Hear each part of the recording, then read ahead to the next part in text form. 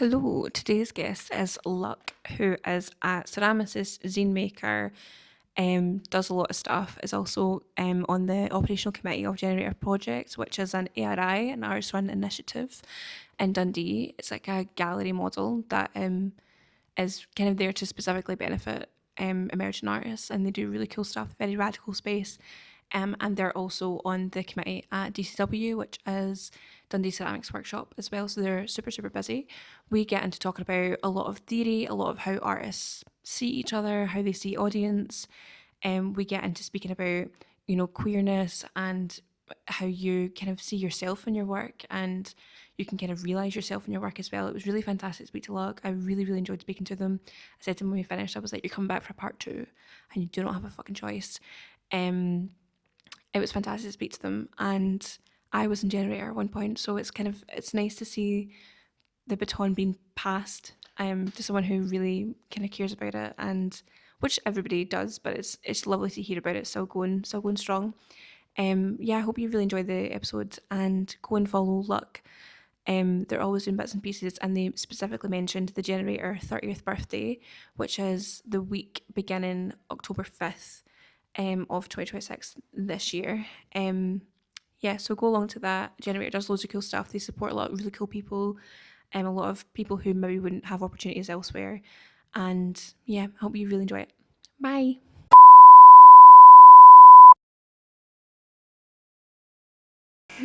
Hey, hello. Okay, it's going. Looks like it's working. Okay. So I don't actually know like too much about your practice. I know like you're a ceramicist and you make zines and Generator, but that's kind of all. But I know you've had many lives, because I first became aware of you as the Mysterious Cube. Yeah, which I've changed now. No longer mysterious. No. The Mysterious Cube thing was before I realised that I was non-binary. Right. Because... Wait, so the Mysterious Cube is not a non-binary name? Well, see, this is the thing. Like, I only changed my name pretty recently. It was just last year. And I, previous to that, had a very feminine name. Right. And I didn't realise that I was non-binary until quite late. It was like during COVID. Right. But I graduated in 2016. And all during that time, I kind of hated showing my work under my name. Right. It felt very uncomfortable. And I think it's because it was such a feminine name. So I was like, I don't want people to see my work and immediately know that this was made by a woman. I was like, I want people to see my work like without gender as an element of that. Yeah. And so I kind of like exhibited and like did stuff under this pseudonym so that I didn't have it be this like kind of strongly gendered name. And then only like, I don't know what, 5 or 6 years later, I realized I was non-binary. And I was like, that's why I was so uncomfortable. Yeah. That's why I was so uncomfortable having this gendered, this like heavily gendered name. But now I've changed my name to quite a kind of non-binary name. So But I think Luck is actually so cute. yeah. I think it's very sweet, you know? Yeah. And I love that we were saying, wasn't me and Ayla saying like, oh, it's Luck and Clover, and you were like, we didn't even realise. So how did you come up with the Mysterious Cube? Was it like name generator or something? No, it was, so I remember drawing a lot as a kid, like really young.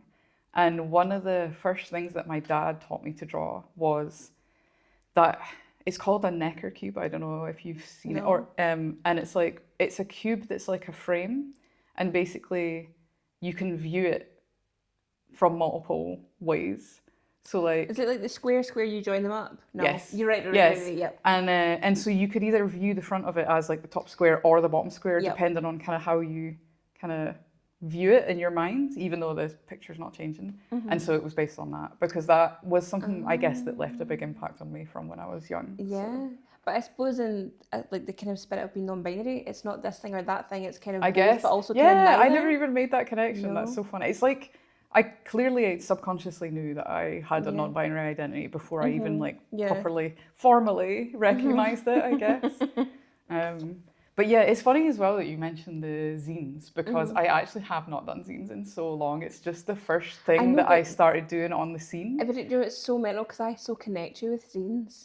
That's why I So was. many people do, That's why I like. Well, you have like a legacy. You don't need to make another one which is again. so You know, funny. It's you so be like funny Diana Ross, just be because like, I did it and just enjoy what I did. it's funny because I feel like when I was in it and I was doing the zines, like it didn't have that much of an impact. And then it's like so many people now kind of talk about that, and I'm like, God, I didn't realize that that was like a big deal. I feel like that's always the way where when you're doing it, nobody says anything, but when you stop, people are, oh my God, where's that thing or whatever, and you're kind of like, where was the love when I was doing it? Because I Well, thought I I was a mean, mad loser. we got a lot of like people coming to the events. It was me and James Morwood that ran it, this paper arcade thing that we did years ago, literally like almost, I think it was almost 10 years ago now. It's probably Jeez. 8 or 9 years ago.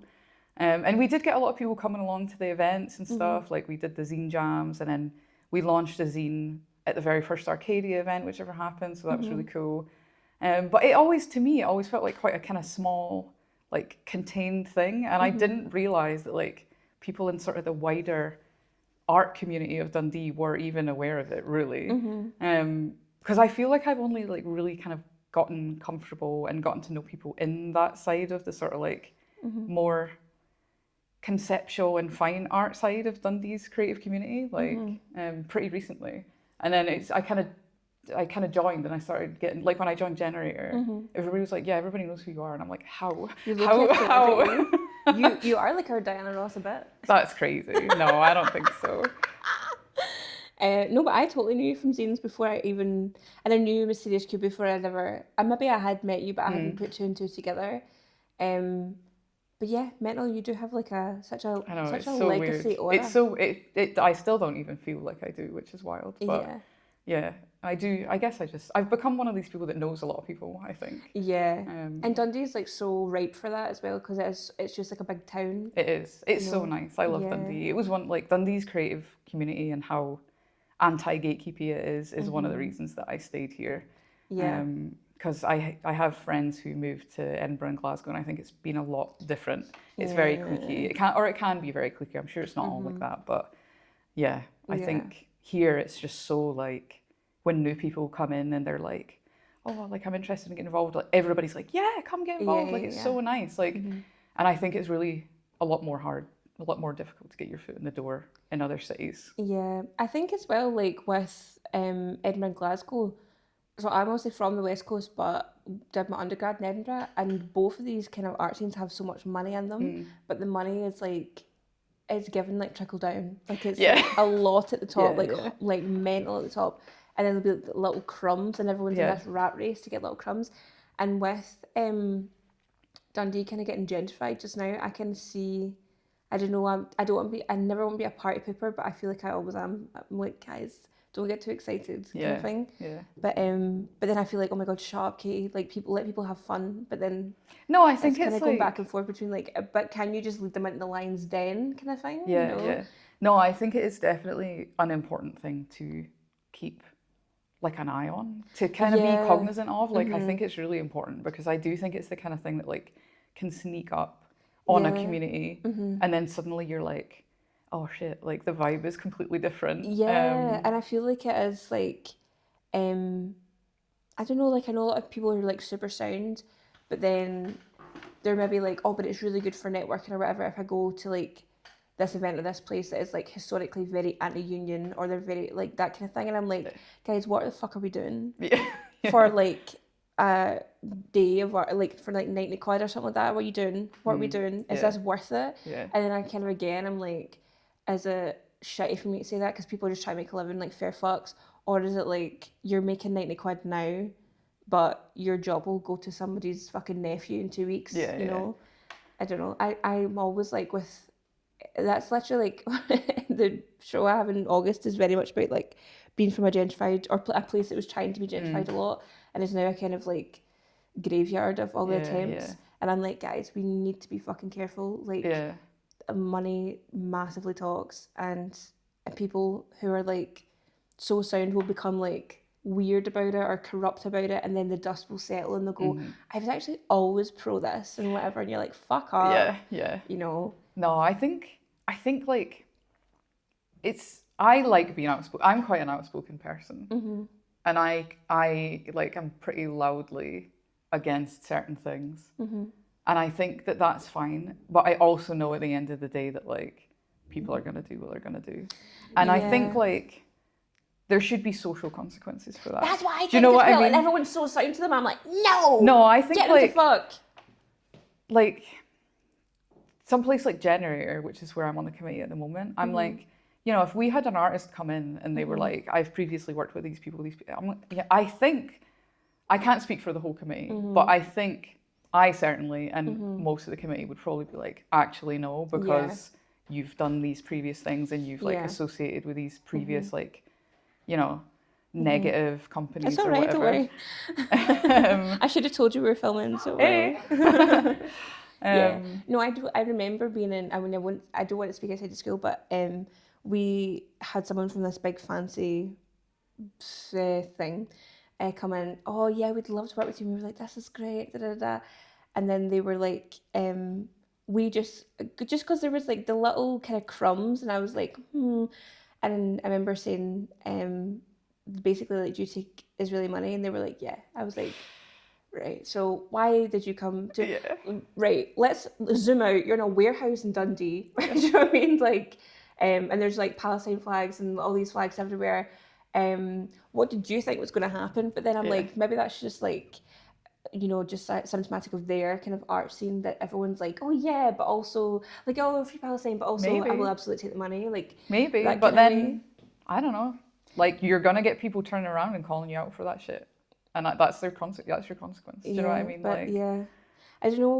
When we were kind of like, okay, well, it's immediately off the table then. Oh yeah, for sure, for sure. And but it's also like just kind of basic admin of like, look at the fucking website, mate. Like, do you know? It is cheeky. It's either cheeky. Lazy or it's cheeky. I guess. Or it's just like, but we're coming in throwing our weight about monetarily, and you're probably going to bend and do whatever we want because we have the money. Yeah. And it's like, yeah, it looks like a shithole, and sometimes Generator is an absolute shithole. You could argue it always is, but it's like funding wise usually sound, you know. Yeah. We're really like careful and cognizant about even where we like buy stuff from. Like we've got, you know, we always check like the BDS list and stuff like that. It's like really important to Generator at the moment to be, but like obviously there's no ethical consumption under capitalism for sure. Like if you're buying online, the money's going to somewhere shit. Yeah. But there are definitely more and less shit places. Yeah. So you try and like reduce the impact of your. Yeah, we were talking. I was speaking to someone else on a different episode, and we're filming in bulk, so I can't remember who it was, but it'll be up at some point. Talking about like the like ethical fundraising and ethical kind of buying things, and you have to kind of sort out how many steps removed you're like comfortable with being, because if you're like 10 steps removed, does this little pot of funding even know about this big pot of funding? Exactly. Or if it's like 2 steps removed, you're kind of like, well, that's basically money laundering, or like greenwashing or pinkwashing or whatever kind of washing that is. But it is a tricky thing, because sometimes you're like, yeah, this has 10 steps, but it's all owned by the same person or something like that. You're like, oh, I don't know. It's like you have to get your investigative hat on sometimes. Yeah, you got to be. I think that's all the time. Like having like research degrees or any kind of like degree at all is, and being an artist in general, is so much research. And like the biggest attribute you could have is being nosy. That's your like most important quality you need to have, is just being nosy and being able to kind of be discreetly nosy and put 2 and 2 together and be like a little. I don't even think you have to be discreetly nosy. Yeah, be overtly nosy. Fuck it, just ask them.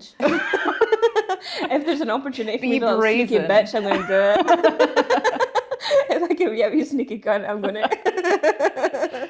And then like flip at the last minute, I'll be like, oh, da, da, da, da. Well, actually, you just said da da da da da. They're like, I thought we were friends. I'm like, no, we're never friends. Yeah, if there's an opportunity to get my like fucking Tim Ray's Clue on. Oh, yeah. But so how are you? So you've been Generator for like a year? Yeah. Well, not even. A year in September it'll be. We can boot this out. Do you think you're going to be chair? Because I think you'd be a good chair. We kind of done away with that. Really?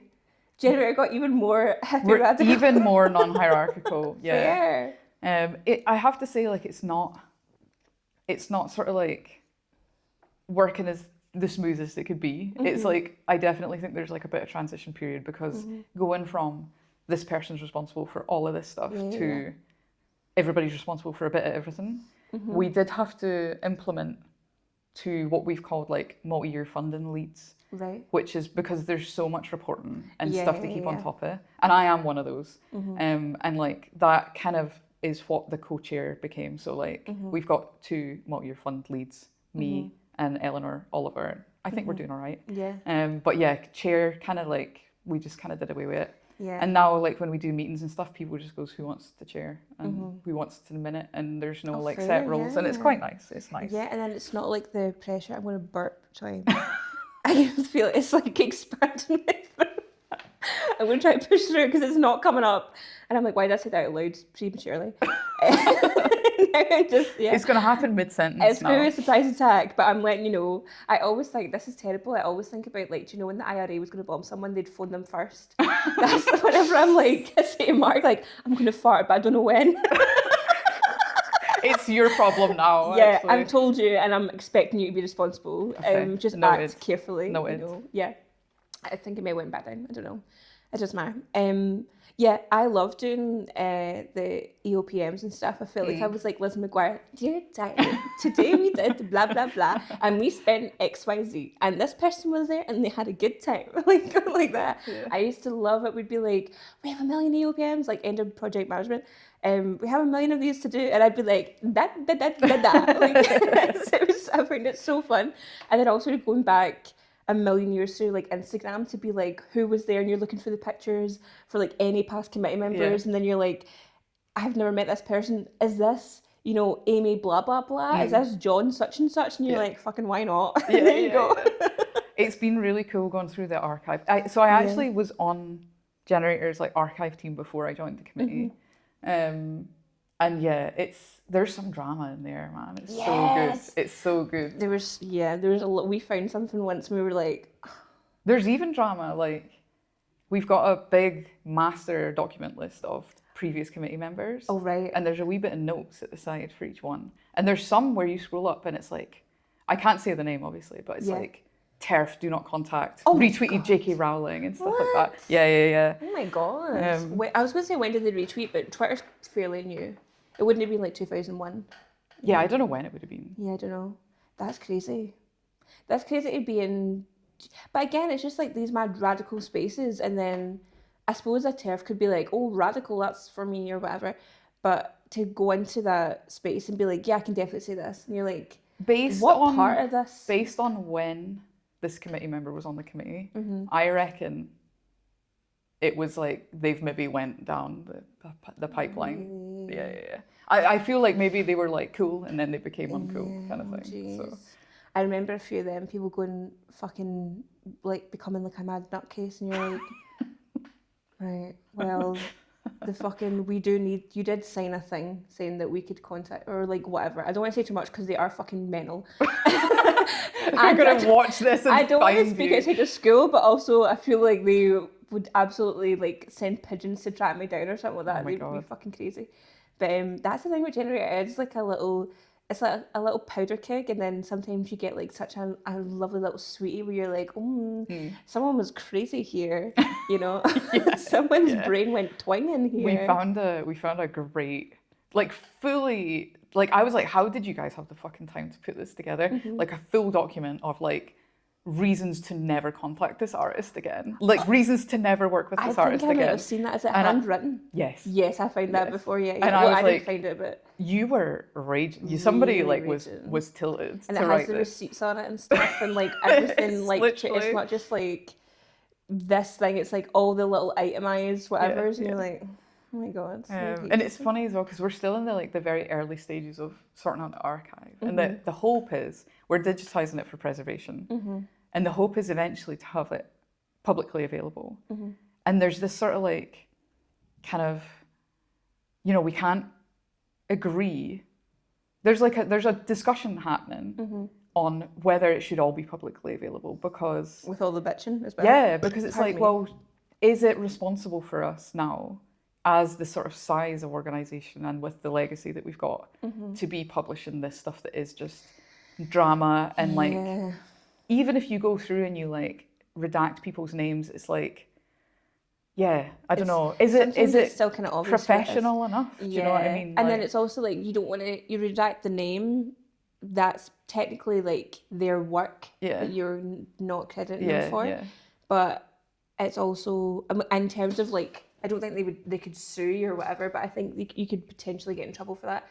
But then if you redact the TERF don't work with again, are you then setting up the gate for someone to go, oh, I want to meet someone who, I want to speak to someone who was in January, I'm going to go and contact this person and then lead them into like what's potentially a dangerous situation. I think all that stuff, like, it's going to remain accessible to the committee. So if anyone wants the tea, they can join the committee, I guess. But I think, there's this kind of like question of how much we make accessible to the public when eventually we publish the archive online. And then I suppose GDPR as well. Like, that you is maybe also need to the contact them, and some of them are kind of canonically uncontactable. Or they just don't never answer their emails. I feel like there's such a pipeline for doing the most in Generator and then disappearing into the wind afterwards. You just can't ever. Probably because they were so burnt out. I think it's that way where like they've been so responsible for so much for so long that they're just like, no one needs anything from it and you're not getting it, which is like fair fucks. I guess. I do think that it's like there are cases, we're dealing with stuff right now where it's like there is a person that needs to be contacted and there is essentially like a key element of Generator that's been held hostage by this person being uncontactable. I think I know who you're talking about. Oh, really? Well, I'm not going to say. I won't say either, because that is the person who is mental that I was talking about, if it's the same person. And it's creating like massive issues, massive issues. And it's like, I think as well, it's kind of like this person, I hope, like maybe looks at it and goes, well, I'm going to be contacted every single year about this until it gets fixed. And if I want to not be contacted, they should just rip the Band-Aid off and just deal with it. Do you know what I mean? Because it's like, it's something that's like, it's never going to, it's unblow-overable. Do you know what I mean? Like it needs to be dealt with at some point. But we'll see. I don't know. Hopefully it gets dealt with by the time I leave, but I'm not holding my breath for it. If it is the same thing, which I will confirm with you after, it is so central to everything. Yes. It cannot be moved around. Legally, it can't be getting over. I think it is the exact same thing that we're talking about. Yeah, and that is the person who I do believe would send birds of prey to my front door. Because I think we managed to contact them once and they went mental and said, don't ever, ever do this again. And we were like, okay, we won't need to if you just fucking help us. And we will leave you alone. The thing is that it does have like legal implications and stuff and the like other that. Thing is like, you got to watch what you sign. We're going to have to cut this whole bit out because it's just going to be like, so people are just going to be like, what's the point in listening to this? Because it's all just like nebulous. I know, but you know when, like, I don't know, I love the admin of it. Like, see, when I worked in like offices and stuff, it was all the same shit about like somebody has signed this thing saying that they will be responsible for X, Y, and Z, and then they leave or whatever, and they think, oh, the signature is going to transfer, and you're like, how would your signature transfer to a different person? It's they think it's the rank, not the person, and you're like, no, it's the person. Like it's and it would all be the same, and we'd sit in the office talking about it for hours. So I feel like people, if they've ever worked in an office, they'll be, oh, this is right up their tree. They feel like it's actually the same everywhere. Or someone like, I remember, like, I tell this story all the time, but there was like an artist in ECA when I went to undergrad, and when the uni bought over the art school, this artist, William Gillies, who's one of the Scottish colourists, when he died, so there was like one key to the classroom, and he was like, I'm going to have it with me all the time.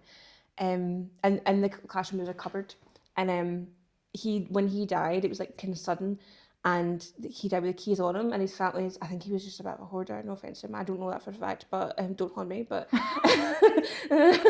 but they just chucked out all his shit, because they were like, why would you need keys for your dead? And obviously they've made 2 sets of keys, because who wouldn't have a spare key? But and then when the uni took over, they like bashed in all the doors, changed all the locks, and found all these ceramics, and the ceramics were by an artist called Emma Gillies, who was his sister. This is like, she would have went to EC in like 1927 or something like that. And it was like kind of during the war, just after the war, that they were like, oh, admissions down, because sure, we sent everybody away to France or whatever. So yeah, we'll let women in for like Right, nighttime or wow. whatever. And so the whole family had like, I think it's called Hashimoto's, like the glandular Right. thing.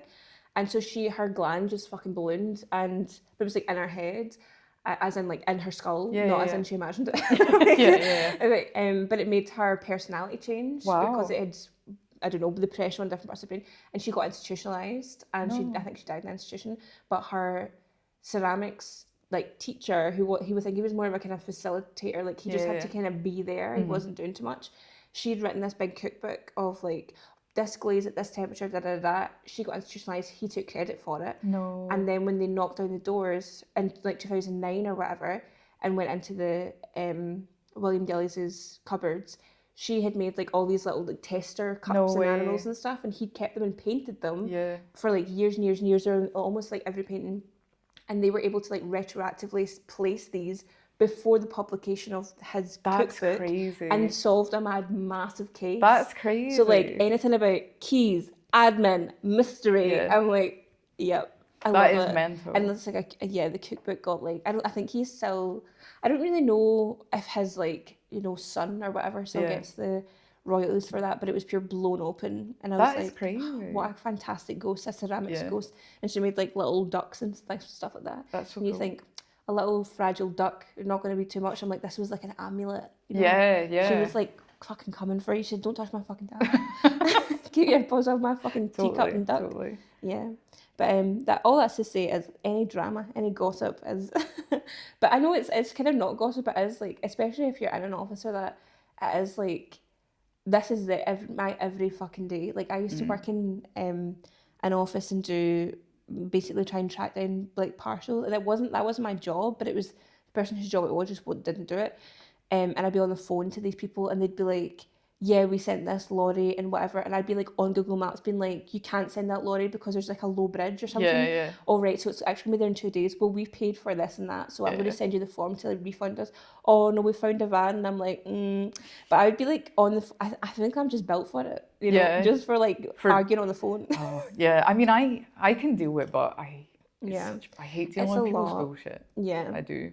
it's a lot, especially when they're kind of self-certified hippies, and they kind of go, yeah, I'm actually, everything I say is radical because I say it or whatever, and you're like, no, you can wear a poncho and be a dickhead, Yeah, actually. You yeah, know, you can wear totally. hemp and be a cunt. Yeah, yeah, I totally. would say that is actually the rule of thumb. I think like yeah, there's like a thing. This reminds me actually. It's so funny. Like there was a kind of anarchist like press organization that I reached out to get stickers made. They print stickers, and they did not get back to me. They just like dinged me for 6 months, and then literally 6 months later, I got an email being like, "Oh yeah, like we're ready to print those stickers now. If you're keen, we were just waiting for the like queue to fill up so that we can like do a print run." And I was like, babe, no, it's been Yeah. 6 months. You can't like expect me to just like Yeah. have not moved on from this. Yeah. Like I get that you're just like a cool wee group of anarchists or whatever, but like you also need to be communicate. You have to be Yeah. if you're like offering a service, you do have to be professional to an extent. Yeah, Do you know and you what I could do a mean? wee automated reply. Exactly. You know, don't just leave it Exactly. behind.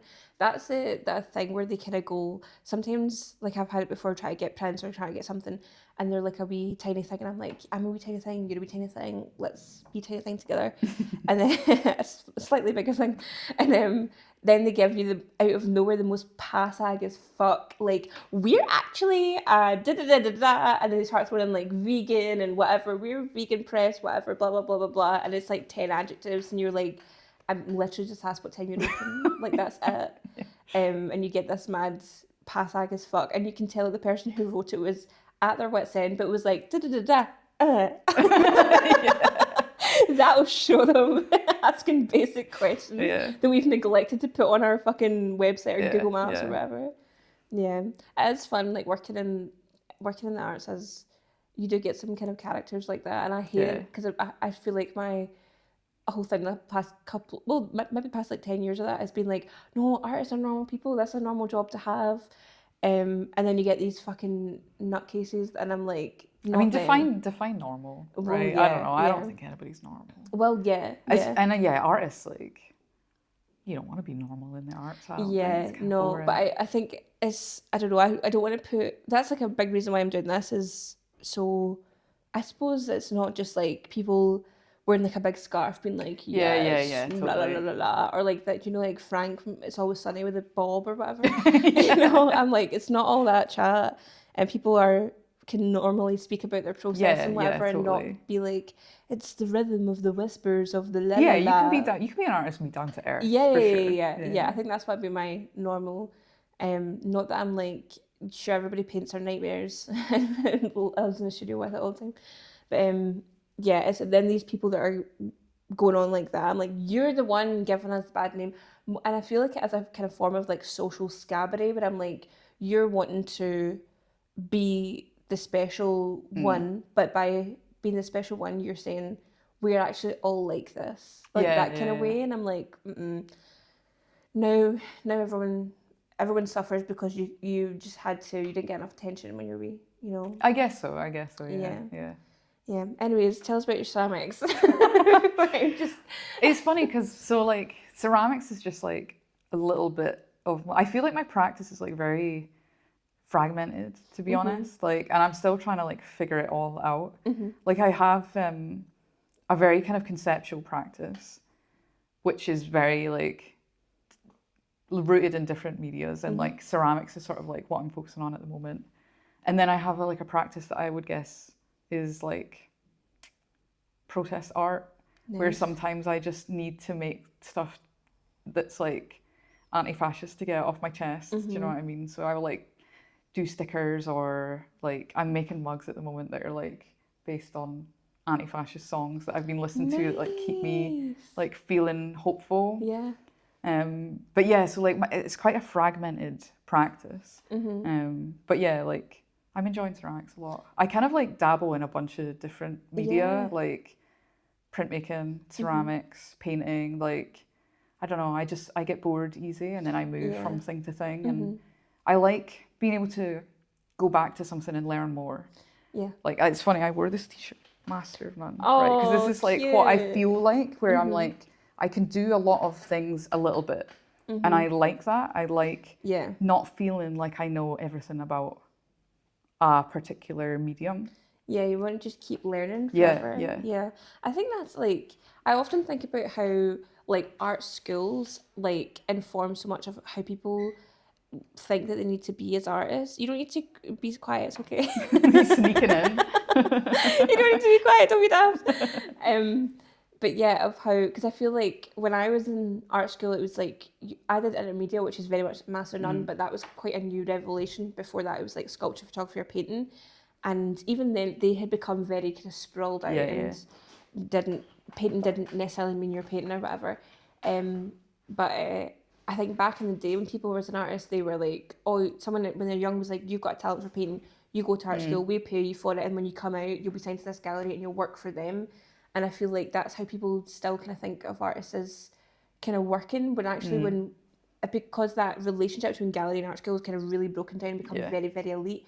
Now you get all these artists in the middle who are like, well, I just do whatever I want. Yeah. And I feel like we're better for it, to be honest.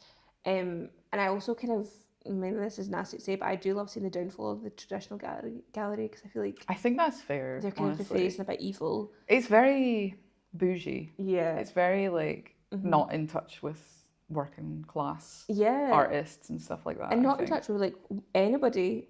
Nobody I know has ever like been, because I always say like there's really very rarely a gallery you have to pay to get into, but it is these galleries that have like huge big frames in the front and they're like, this painting's $4,000, Yeah, and you're yeah. like, yep, you're not going to go in there. Yeah. You're going to be Pretty Woman out of there. Yeah, yeah, totally. But yeah, it's such a shame for all the, like the little small galleries who are trying to like really represent artists and working artists and kind of what art is now, and they just don't. Yeah, it's a shame. But so painting, printmaking, ceramics. Is there Yeah. anything else? And stickers and stuff. Yeah, a bit of everything. Do some digital art sometimes.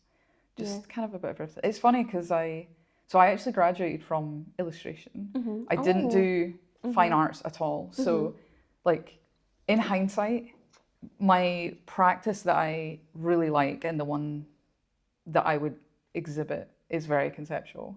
And like I've gotten quite into like philosophy and kind of that side of things in that practice. And I'm gutted that I didn't get to explore that when I was in formal education. Yeah. But there's another part of me that's like, it's a sort of grass is always greener thing, right? I Like, suppose, where I think the things I did learn from illustration are like things about aesthetics and about how to communicate properly in a piece of work and stuff, which are interesting in and of itself. But yeah, in hindsight, I'm craving that sort of like formal, conceptual kind of exploration, which I feel like, I think, which is why I feel like I'm still figuring it out, like Yeah. literally 10 years later, like, Yeah. But then I wonder if everybody just feels like that. Because yeah, I did do a maybe, lot of that in undergrad, yeah, and we were we really told apply to every open call, do every yeah, exhibition, which I don't regret. I think that is really good advice. But even still now, I'm like, I don't really know what I'm doing. I'm kind of just whatever I feel like doing, that's what I do, yeah, and it yeah, often doesn't feel right.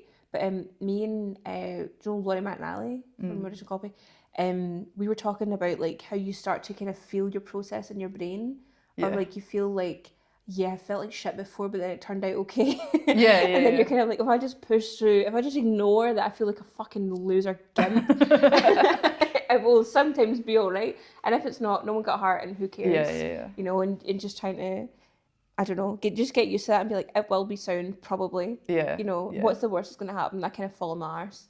You fall on your arse every day. You yeah, know, yeah, exactly. there's never any guarantee that you're not going to.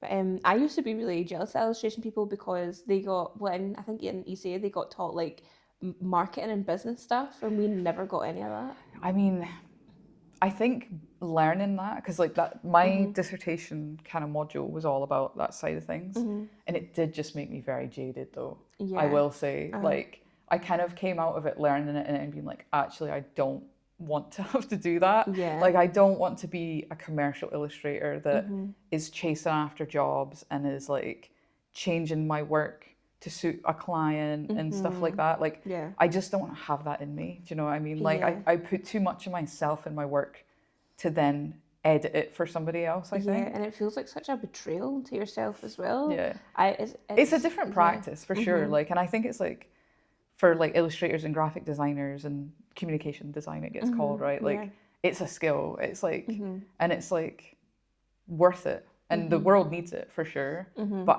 that was kind of when I realized, like, I spent my fourth year at uni being so jaded and just being like, I actually hate this and I can't wait to graduate, because I feel like I just realized I didn't want to do the degree that I was doing. Oh. But I do think it's like important and valuable for the world. Like, I'm not saying like Yeah. nobody should do illustration, like it's worthless or whatever. Like, Yeah. I think it's just not for me. I just don't have that like drive to be commercially successful, I think, which I envy in other people, because I'm like, I wish I had that drive. Yeah, I don't know. I feel like sometimes you get artists that are just really good at being artists, then you get artists that are really good at business, and but sometimes I feel like you get business people who can do like paint a bit, and Yeah. they're the ones that kind of really take off, and I'm like, I don't know. That's fine. All of those people have translated to just AI, I don't know. We don't have to worry about that. Yeah, I mean, this is so wide, but I mean, we'll cut it out. But there's somebody that I know who has been. I don't really know them. They're like 5 degrees separated, but they're kind of like, art's such an easy job, and then they went and did some voluntary stuff, and I'm Yeah. like, and someone showed me it, and I said, and I didn't even mean it to be nasty, but you know, like, do you get crits in illustration? Yeah. Right, and you know, it's just like you have to be objective. It's not about hurting your feelings or whatever. It's just about, you want feedback. This is objective feedback. And I went into kind of crit mode, and I usually can stop my mouth, but I just didn't. And I was like, that's not even like developmentally appropriate for someone in their 30s. Like, you should be able to hold a pencil better than that. That's actually like, it looks like you've been delayed in some way, you know? I mean, that is brutal. Yeah, but it wasn't good, man. And I was like, I'd be scrubbing it down, you know? Like, don't tell anybody, you know?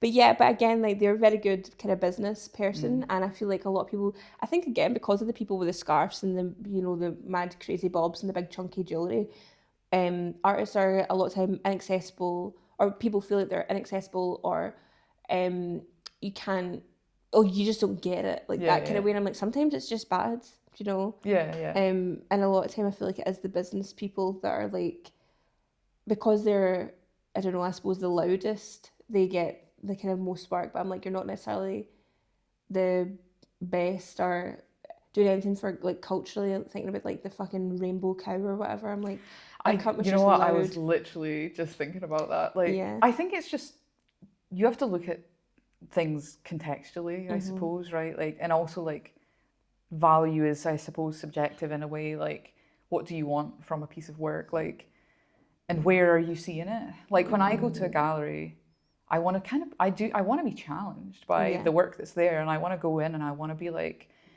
I think even it's like so valuable to go into a gallery and be like, I immediately hate this. And then also, instead of just leaving the gallery with that feeling, being like, why? Why do Yeah, I hate let's it? take this Why have I apart. had this like kind of visceral reaction to this piece? Like, why does it bring this up in me?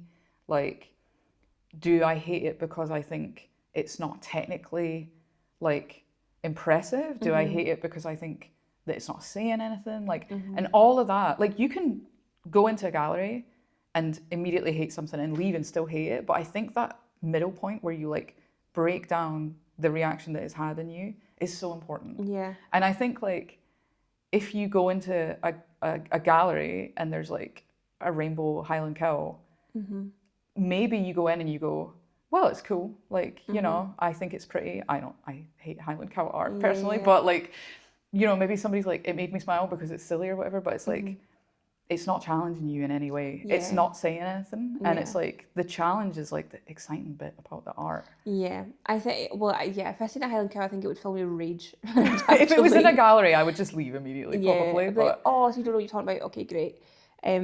But yeah, I feel like that's it, and I feel like I try and tell people if they're, I don't know, like family or whatever, they're like, oh, I don't like, why is this here? I'm like, every choice in a gallery is deliberate and yeah, intentional, and that's when these people are like AI or they're doing the shitty drawings or whatever, and not shitty drawings as in they've tried. yeah, It's yeah, like their first attempt, and they go, that's as good as what you can yeah, do, and yeah, you kind of go, right, okay.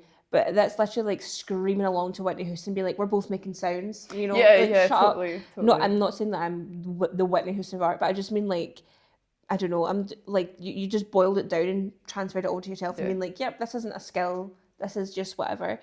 Um, yeah, I'm like this. There's no intention behind that, and a lot of time the intention is to undercut artists or to, um, I don't know. I'm like, I feel like it's quite dismissive of an art form, and I would wish it didn't trigger me as much, and I wish I had like a longer fuse, but I just don't, and I end up making mad pure. I just had to go outside for 1 second and making like mad crazy voice notes about this fucking little dickhead, and just going kind of mental and just being like, what? But yeah, but then I suppose that does challenge you a bit to be like, oh, the gallery relationship to the artist has deteriorated so much, Yeah, you know? yeah.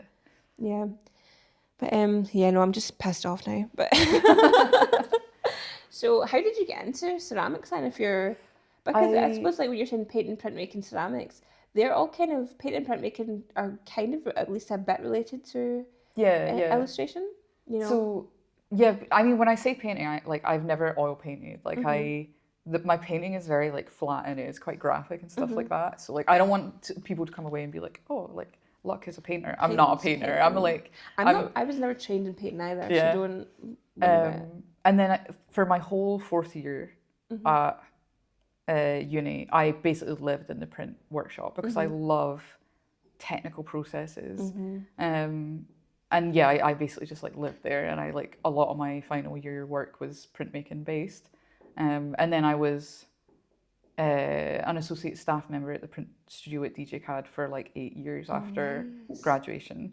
And then yeah, ceramics happened in COVID actually. Right. Dundee Cermaics Workshop, they did oh my god, what's it called? A clay kit. All right. Because like they were closed obviously because everything was in lockdown. They did a clay kit where you get the kit, it's got the clay, it's got the underglaze, and then you like drop it off and it gets fired sort of thing. And I like got one of these because it's like, you know, everybody in COVID in lockdown is just like, Banana bread. I need new something to hobbies. do. Yeah, We're yeah. making like what do you call it? That coffee that you whip and shit like that. Like you know what I mean? And I was just like hooked. immediately I was just like, man, this was like felt really good to like make something 3D, Very tactile. very yeah. tactile. And then when they opened back up, like I found out they had like they're run by volunteers and stuff. And I was like, oh, cool, I can volunteer there, and I can like get into ceramics. And then I did, and then I got like really involved, and now I'm on the committee there and stuff as well. So like, yeah, I kind of just started like that. But we joke in DCW that there's an illustration to ceramics pipeline because so many Yeah. illustrators come and do ceramics. Yeah. And like when we get new people in, new graduates and stuff, and I'm like, oh, what did you graduate from? And they're like, illustration. And I'm like, I knew it. There's a pipeline. I don't know what it is. I don't know if it's like, what is that? yeah, I don't know if it's like trying to find the antithesis of your flat 2D working digitally. Like you're like, what's the closest thing I can get to the complete opposite of that? And it's like dirt from the ground. Wet dirt. Literally. So yeah, I don't know, maybe it's that, but there's definitely some sort of interesting connection there. Yeah, but then if you're saying like printmaking for the technical process, Yeah. ceramics can be very is, technical and it's yeah. very chemistry and just try again. Like printmaking is like try and try and try. You could be there for hours and get like one good print. Yeah. And then, but I suppose the thing is with printmaking is you can just like kind of reset and re-ink and go again. Yeah. Whereas if you fuck up your bowl or whatever, you really got to start again from. But I think scratch. there's a beauty in ceramics that I really like as well because it forces you, if you're there to like actually learn the craft, I think, of it, and not just to be like, I want to make a bowl and I'm happy with whatever bowl I make at the end, which is like completely valid. Yeah. Like if you're doing a class or whatever and you're like, I came to make a jug, I'm gonna make a jug, I'm leaving with a jug. I think that's cool. But I think ceramics really forces you to be non-precious with your time, because until your piece is fired, it's completely reversible. You can go from a dry bowl to back to clay so easily, and it's like that thing doesn't have to be a bowl if the bowl looks shit. Do you know what I mean? And I think there's something great about that because it's like it's like in kind of impermanent in a way, and I think there's something really nice about it. And I think as well, like, you get into this mindset, or at least I do, and I try to instill this in other people that come in, because you can tell who is kind of newer in ceramics because of this, I think, that you don't like make things by accident, right? You make things because you have the skill in you to make it. And like, there's kind of this thing that beginners have where like, especially on the wheel, because the wheel is really hard. It's really, really hard to throw on the wheel. The learning curve is like, right? It's really hard. And like, people will make something on the wheel and then they'll be like, I have to keep it because I was touched, like the implication is that they were touched by the hand of God for this one piece and they'll never be able to do it again. And it's like, that's not how it works. Yeah. You were able to make this because you have the skill and knowledge in you to make it. So if you fuck it up, you can just make it again. And I think like, I really try and force people to think like that because like there's something nice about that. I don't know. I think there's something nice about that. And it forces you to be kind of humble, I think. Yeah, I think so much of art, especially if somebody is like coming in to be like, I want to make a jug or whatever. I get people come to Life Job being like, oh, I just want to try something new, or I did it a long time ago, whatever. And people go, oh, that shit, I'm going to throw it away. And I'm like, why would you throw it away? I'm like, put the time on it, put the date on it, how long it took you to do it. And now you have, and I always say this and I sound like such a wee happy freak, but it's just truly how I kind of think about it. I'm like, I think the biggest thing when people are starting to draw, starting to do anything like that, they don't trust themselves. And they think, oh, I'm going to fuck up anyway, whatever. And I'm like, if you drew that, and first of all, a drawing is better than not drawing at all. 100%. And you trusted your hands, you trusted yourself to draw this, so just keep it. And maybe you kind of look back on it, but a lot of the drawings I look back on, I think, oh my God, that's so shit. I'm like, that's so nice. I had like 5 minutes where I was just concentrating on this and I wasn't, and especially put the day on, you're like, oh my God, this thing was happening around that time. This is 5 minutes, I didn't think about that. And it's like a little receipt of like, here, you can rest and do something nice and nothing bad's going to happen. And the other thing I always tell people as well is if they're like, I have no time to draw, I'm like, get a receipt at your bag and put it beside your bed and get a pen and draw for 10 seconds a night. And before you know it, it'll become like just like such second nature to you. and just draw things the way that you see them, however that comes out, that's fine. But I think it's this perfectionism or whatever. Yeah, yeah. And I think it comes back to these kind of myths about artists, and I'm like, 100%. no artist that I know gets anything right first time. Nobody is born like skilled. Like genuinely, I genuinely believe that. Like nobody is like kind of born like being an artist. Like even if your kid is like good at drawing, like they're good at drawing because they draw. Yeah. Like you know, if that kid grows into an adult and they've never drawn, they're not going to suddenly be good at drawing. Like it's not like biologically in you. Yeah. It's a skill. And like I think it's so right to like get people to kind of like step back and look at what they've made, because it's like that's an exercise. Like that's like you putting mark to paper is the same as you like doing a rep in the gym. Like you're not going to get stronger arms just by sitting there and being like, I wish I was somebody that had muscles. Yeah. And like, and if people do kind of like feel like that about art, where they're like, I wish I was a good artist, and it's like, well, fucking draw then. Yeah. Like just do something, because that's like that's the first step, is that you don't start as a good artist, you start as a shit artist. Yeah. Like whether that's starting at like age 5 or, you know, age 40, like the first step is kind of the same. It's always just to do something. Yeah, it's just to start. The best way to finish is to start. I've had like a few comedians on, and we were talking about like how in the creative industries you kind of have to become immune to being humiliated. And I think people often don't think that about artists, but it can be really, like I was saying, for instance, like to one of the comedians who was like, oh, if you like kind of die on stage, it's like a minute, but you think it's going to be so bad, but it's not. And I was like, if you make something that is truly so shit and it goes to exhibition, it's up on a wall for a month and your name's next to it. I was like, you need to be able to just be like, all right, you know, who and cares? just life fucking goes on. Yeah. And I feel like that's when people talk about, or people, this kind of conception about the perfectionist artist. I'm like, you've actually, what you're dealing with, people who are so blunted and immune to like being shit. Yeah. But you have to, it's kind of like almost like exposure therapy. If you panic every time, your brain's going to respond to the panic. If you go, well, whatever, it's shit, who cares? And keep on going, that's kind of how you get good. And I don't know, I've met people over the years who are like mad perfectionists and who are like rubbing everything out, and I'm like, you're losing all of the working. Like you're losing all, you're going from A to B, but now you only have a B. You have no A totally. right now because you've rubbed it all out, you threw it away, whatever. You need to be able to be shit, and it's kind of like being able to be like a sore loser or something like that in sports. You need to be like, you won this time. I mean, the thing is as well is that like the people who are looking at a piece of work in a gallery and going, that's shit, it's like, where's your work? It's not in this fucking gallery. Exactly. Do you know what I mean? Like, exactly. It's like, yeah, you just do it. Just do it. That's like the most valuable thing.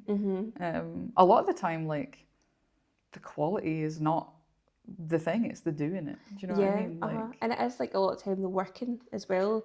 Like, I don't know anyone who has like sketchbooks or that are nice. I don't know, in college and whatever, you get, no, it needs to be laid out like this and whatever. And I got to uni and I had a tutor who had her shoebox, her sketchbook was a shoebox.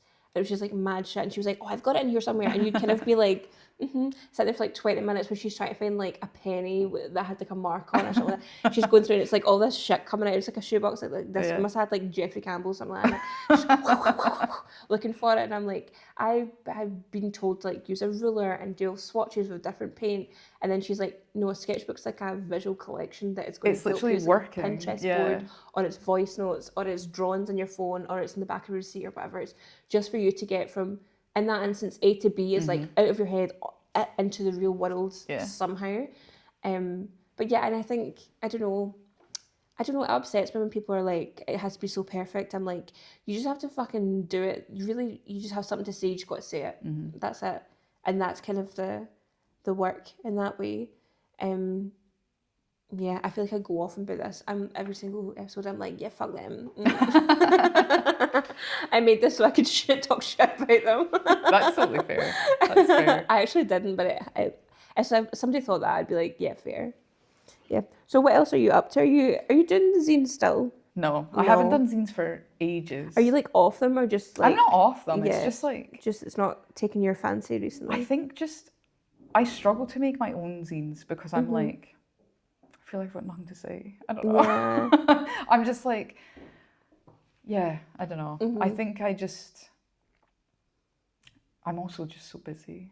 It's such Well, a that's boring. like being It's on such a two pretty busy boring. committees. Yeah, it's such a boring answer as well. And like, I'm finding things here and there to do. Like, I'm practicing ceramics and stuff like that. But and like sometimes I do have an idea for a zine. I would say like the zines and like kind of writing about things in my practice and like ideas and stuff is the thing that I'm probably most self-conscious of and hesitant to do. I'm kind of the same. I feel like when something's in the written word, it gets very scary because I feel like it's not my domain. Sometimes I feel like written word is like not my business. Yeah, yeah. I'm like, I don't know. But I think, yeah, I was saying this to someone else actually who I think, you know, we're all terrible because we all give each other the advice that we don't listen to ourselves for sure.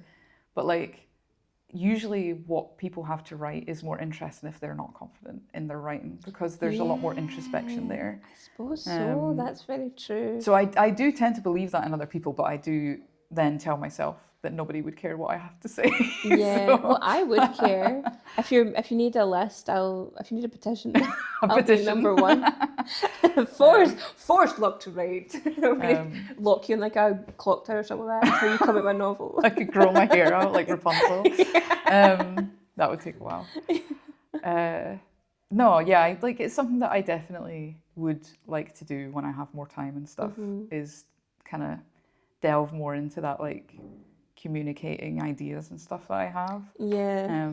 But it's the thing that I'm least comfortable with doing, and like I feel the most vulnerable when I do it. Yeah. And I think this is why I have like an enjoyment of the technical processes because I feel like you're less vulnerable.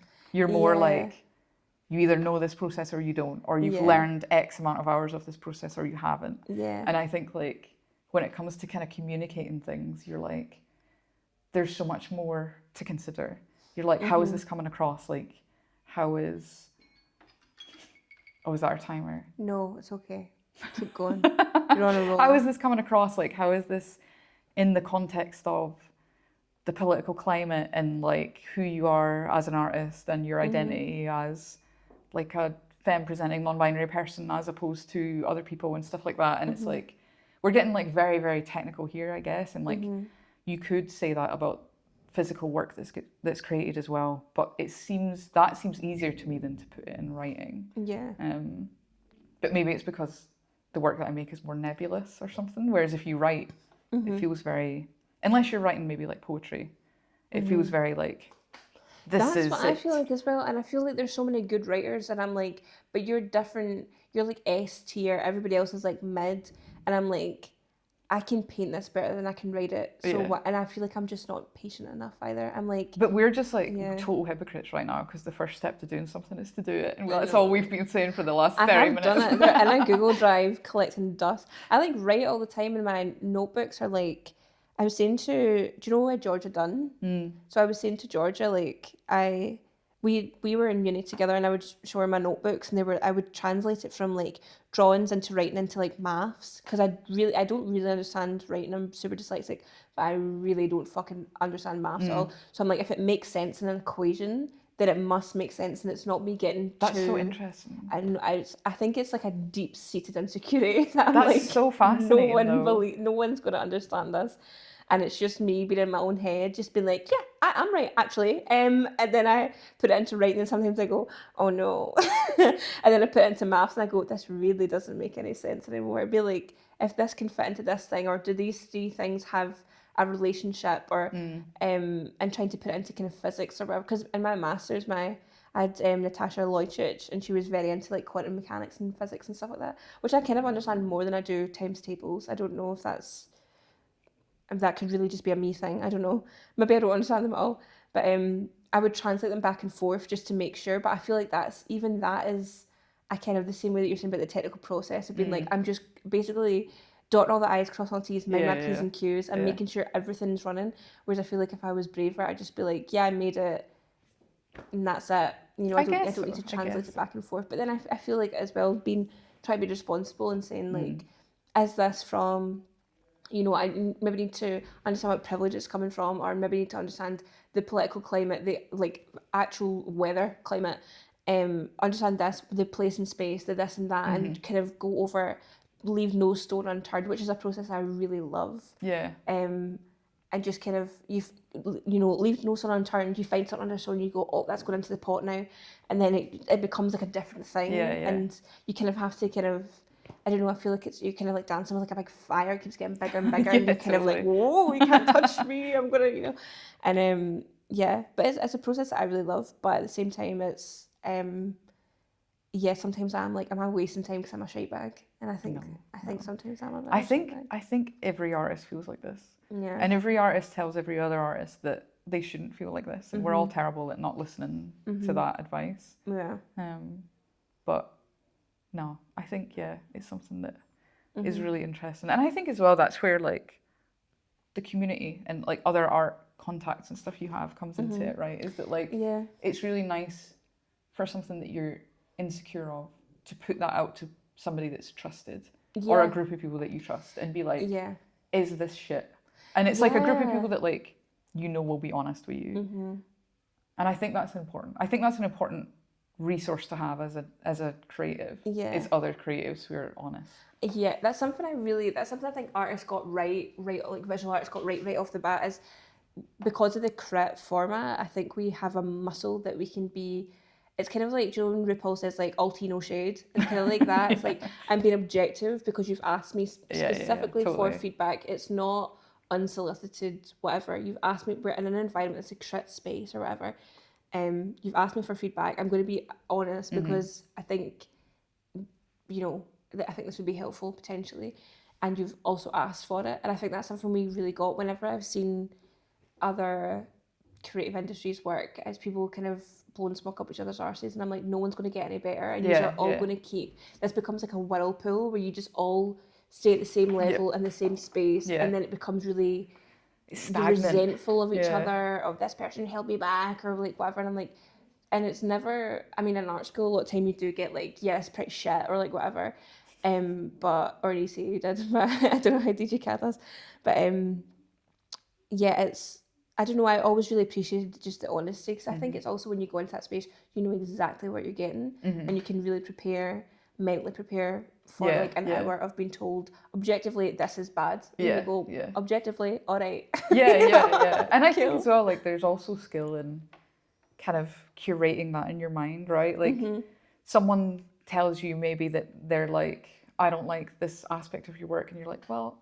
we don't gel as people who like, our practices are so different, or like, you're expecting my practice to look in a way that I don't want it to be and stuff. So like, you also you get good at curating that feedback, where you're like, these are the feedbacks that I think are like, I don't think you have to take every feedback. No, I don't think you have to take every single piece of criticism that you get for a work. Like, I think it's perfectly valid to take some and then be like, I don't care about this person's opinion on this, actually. Yeah, because sometimes it's like, well, what the fuck do you know? Where's yours? But I've seen your, and then sometimes, like, especially like an undergrad and that, you get crits and someone's really nasty, and you go, I'm fucking wait until 4 o'clock to do fucking crit. I'm gonna fucking destroy you, hen. And then you go and you're so nasty. And I've done that a few times where I was not like super nasty or whatever, but I'm like, yeah, and everyone goes, well, that's a bit much, and I go, well, I'm happy with my choices because you're a bit of a dick to me. I think we were quite lucky at DJ CAD, because our class was like quite nice to each other. Like, we all we didn't have any like big dramas or anything, at least as far as I'm aware. I wasn't involved with them if there was. But there was a tutor that I spent my entire first year avoiding. Oh, really? Yeah, because they objectively they subjectively didn't like my work, and I could tell, and that would come out in the crit. And I kind of just decided when I was in fourth year, I was like, I'm doing, and it might have been because my work got less illustrative and more conceptual. Right. Because in my fourth year, I started kind of like finding what I wanted to communicate, and it was much more conceptual and much less marketable and much less illustratory. And I just avoided this person the whole year. And I think this is quite common based on other illustration grads that I have spoken to. Yeah. But I did just put it in my mind where I was like, this person does not like my work subjectively, and the criticism that I was getting from them wasn't objective. It was their personal opinion, and I had to just be like, I can't do this. Like, I can't take criticism from you because It's it not doesn't feel like objective. you're meeting me on the right level. Do you know what I mean? Totally, yeah. I had one of them in fourth year as well. I was making all this work about that. Actually, my master's became about, but it was about how women experience sectarianism in Scotland. And I'd made all this work, and she came in, and because it said "fuck the Queen," so it only said "fuck the Queen." It also, by the way, said "fuck the Pope," just to fucking, She was like, I've only got an issue with one of She these. said one of these is not like the other. One of these is I secretly agree with. But yeah, she came in and it was my final thing beforehand, and she was like, "Get that off the wall!" and pure screamed in my face and slammed the laptop. Went away and she said, "I'm going to give you a week to like redo like everything." And she was telling me I was like one of like three or maybe not, maybe like three or four Scottish people in my year that were like not like super privately educated. And she was like, "Why don't you do like shortbread tin like drawings?" And I was like, "Oh my god, fine." But I ended up boycotting degree show, which you see people are doing now as well, which is great. And we made Alt D, and then I put my thing back into it, which was about how sectarianism really fed into the indie ref debate and how that affects women and never not really spoken about. And I did my master's in it, and I was like, "Fuck you, you're right." I got a master's in this. And I think, you know, that's someone that is failing as an arts educator. Oh, 100%. And I was in intermedia, and I'll bleep this out because I think she would be the type to fucking sue me. But oh, you haven't said any names. yeah. So. Well, apparently, like her dad was like very high up in the army and had dinner with the king and or whoever. And she was like, "They're my friends," and I'm like, they would run shit on your grave if literally it would they don't care about you like, at all. They don't care. Yeah. But yeah, she wasn't an intermedialist, as in, so like you're using a lot of different disciplines at the same time, and the medium kind of is the idea kind of thing. Yeah. And she was like she worked with felt, and she was like, "Yeah, I don't get it," and I was like, "Yeah, I don't blame you. This isn't your. Why are you in charge?" But also, like, I think going way back to what we were talking about, how like you view art, like that's someone who is. Which is a shame because this is someone who's in arts education, right? Who's given up on that introspection when they view a piece of work. Yeah. Like, this is the whole thing, is that like, if you have a visceral reaction to a piece of work, fucking break that down mentally. Do some therapy or whatever. Yeah. Like, do you know what I mean? Like, you do have like to kind of sit with it and figure it out. Like, why are you pissed off? Yeah, it's somebody who kind of sees himself as being defaultly objective, and you're like, nobody is like that. Everyone's made up of different shit, whether that is influenced by politics or gender or race or whatever. But also, maybe someone just said something to you when you're in primary 2 and it just stuck with you. Literally, do you know what I mean? literally, like, it's just trauma. Yeah, or just even somebody was like, "Oh, art isn't this unless it's that," or whatever. Maybe you see something on the BBC one time and you're like, "Oh, that's what art is." Yeah. Like, you have to be very aware of that and be able to kind of isolate that in your head and say, "Okay, I can keep this memory," or because it's not going to go away. I can't scrub it from my mind, but I can say, "What is this memory seeped into? What does it touch else in my brain?" And I remember, I just kind of went nuts, and then, yeah, well, whatever. But yeah, she was like, "This doesn't have the mileage." And then when I did my interview for masters, I was like, she told me it doesn't have the mileage. I know for a fact it does. And then I kind of went and I was like, da, da, da, da, da. I will do this, and if you have a problem with that, I tell that now. And poor Natasha was like, "All right." It's DJ Cab is so night and day for me. So yeah, like went in like a raging bull, and then like everyone was just like, "Hi, yeah, it's fine. Do what you want. Yeah, do you want to use any?" There's like, "Oh, sorry, there's like a 24-hour wait for this facility or whatever," and I was like, there was like a 2-year wait for like anything, or you kind of had to really grease all the hinges and try and like, I worked nights when I was in art school, and I made really quick friends with the Janny, and that's how I was my little way in. I'd be like, "Have you seen another key for this door?" Like that kind of thing. But yeah, it was. I really enjoy it. Did you do your undergrad and did your kids? Yes. And then I don't have a master's, Yeah. so I only ever did undergrad. But that's crazy because I feel like you kind of do have a master's. I don't know. I would love to go and do a master's, but it's not like financially viable for me. Yeah.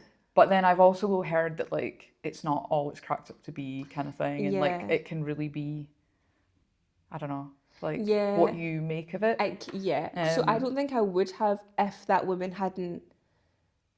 that person hadn't told me this doesn't have mileage, and I was like, well, this is you were like my actual real life experience. Yeah. And so I know that it fucking does. It's got at least 30 years, you know. I don't think, and I think because I was just like, I need to make this work. It comes back to the thing of I feel like I need to say something, and now I've said it. Yeah, yeah, And that's the totally. kind of two halves of the process of I'm thinking about it, and now I've done it. Yep, You know, yep. and I was like, you only let me think about it, and Yeah, now I have yeah, to do it. yeah. But yeah, you do, like when I was doing the masters, I got like, I think it was like $5,000 or something. I think the masters was like $8,000 or something. It was like $5,000 thing, $5,000 or something. I don't know. I got a SAS for a big bit of it, and then I had to work full time. But I Yeah, worked full that's time rough. undergrad as Yeah, well, that's so I rough. was like, I don't It's know. something that I just couldn't do. I think like I'm in like awe of people that can do it. I'm on disability, like, and one of the reasons that I couldn't go and do it, even if like the course cost was covered, is that all my income from my disability would be Yeah. gone because you're not allowed to be in full-time education and be on disability What? benefit. It's the same as being on job seekers, I think. That's mental. So You're not disabled anymore, actually. We decided you're cured. well, I think it's just like, yeah, if you're disabled, like we don't expect you to be doing this or whatever. I don't know. That's mental, given the like online open university and all that kind of shit. Yeah, I think maybe through the OU I could do it, but like Yeah. if I was going to do it in Like a brick and mortar place, Yeah. even though you could do it online, that makes no fucking sense. yeah. See, And then also I don't know if it's like if you do it online, maybe you just don't tell them. Do you know what I mean? Like you maybe you're just like, yeah. actually I'm not doing a degree or whatever.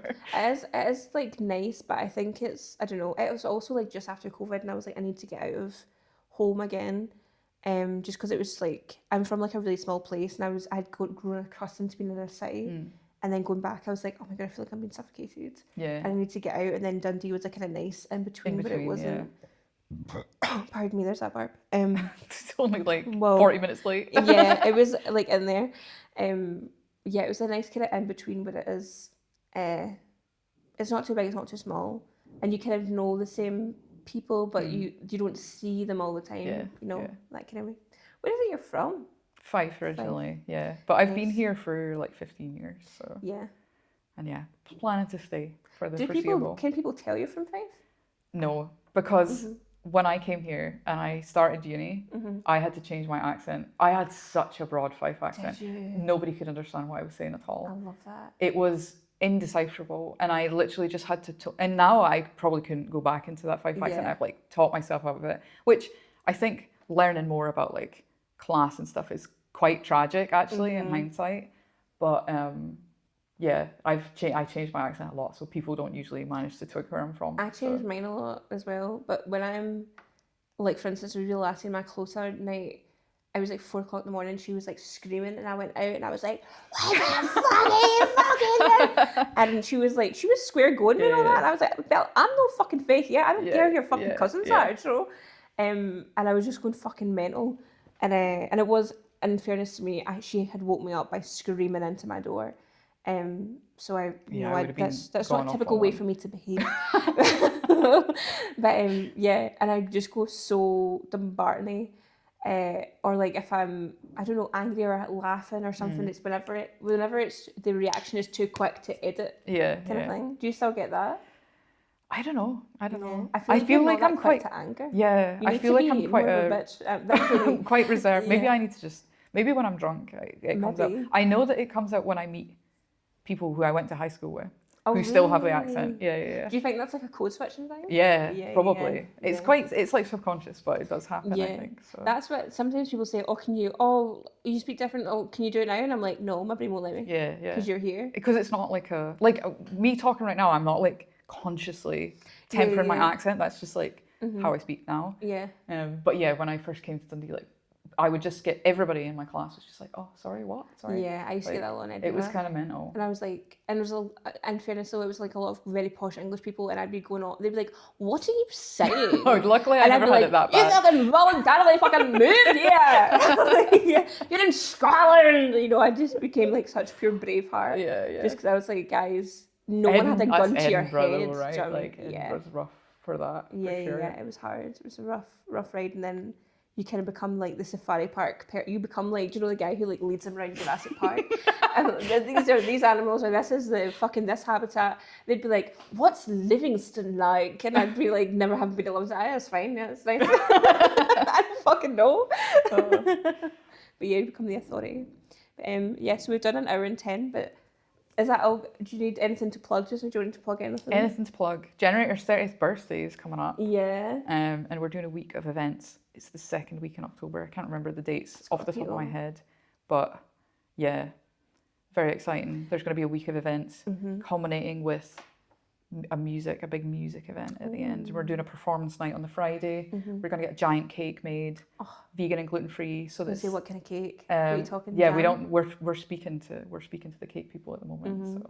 So, but yeah, it's going to be really cool. So people should put that in your calendar to come along. Second week of October. Amazing. Keep it free. That's pretty soon. Yeah.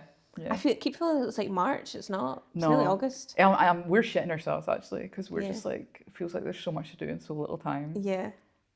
I've got a show at the end of August, and I keep being like, it's like 6 months away, and it's actually 4 weeks away. Literally. And there's a lot of shit. You've seen how many fucking blank canvases there are around this room that are jeering and haunting at me. Oh. But yeah.